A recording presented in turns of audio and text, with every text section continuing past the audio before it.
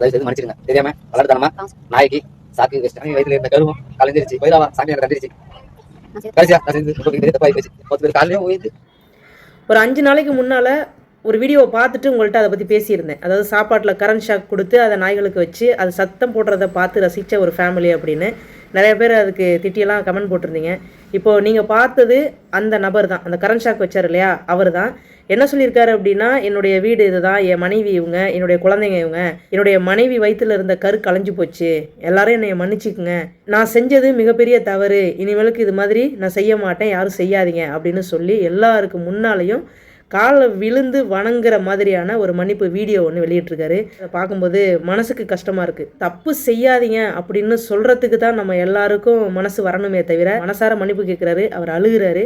இப்போ அவருடைய தப்பை உணர்ந்துட்டாரு. அப்படிங்கையில் நீங்கள் நினைக்கலாம், இந்த நாயை அடித்தா யார் கேட்க போகிறா அப்படின்னு.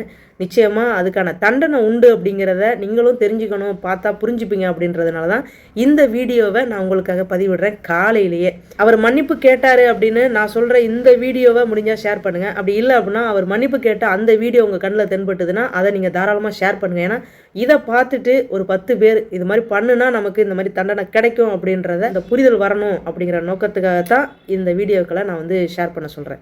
மீண்டும் அடுத்த ஒரு சுவாரஸ்யமான விஷயத்தோடு உங்களை நான் சந்திக்கிறேன். நன்றிங்க.